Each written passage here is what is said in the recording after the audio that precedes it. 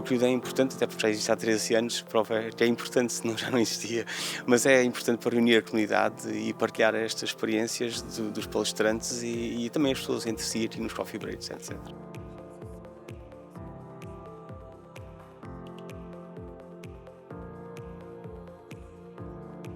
Pronto, resumindo o que eu disse em palco, o importante é que os informáticos percebam que, se estão a evoluírem, vão se tornar rapidamente obsoletos. Aliás, já se estão a tornar obsoletos, porque continuam a insistir nas tecnologias digitais do passado, continuam a insistir nas técnicas de gestão do passado e eles próprios estão-se a tornar pessoas do passado. Pronto, e agora está uma nova geração de pessoas no mercado de trabalho que já vão ser completamente diferentes dos que existem, com novas técnicas, de não só Agile Scrum, que já está a ficar um bocado demodé, mas de Product Management, que é uma nova técnica muito mais evoluída, na minha opinião, do que o próprio Agile Scrum, que é mais para a parte da construção só dos sistemas.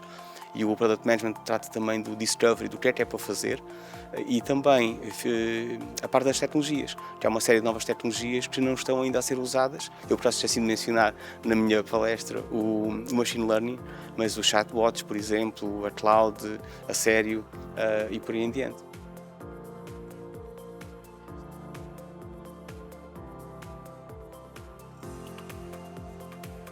O que eu disse foi que os alunos hoje em dia estão completamente diferentes dos alunos de há 10 anos atrás.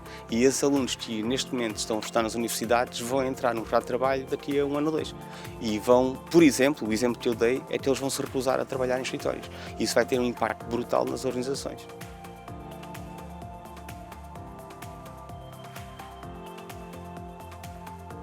Portugal não está preparado, as organizações não estão preparadas, como não está ninguém preparado, a não ser eventualmente alguma outra organização mais moderna, como a Amazon, ou a Google, ou eventualmente a Microsoft também, que deu uma grande volta e que hoje em dia está outra vez a crescer e a fazer coisas muito interessantes.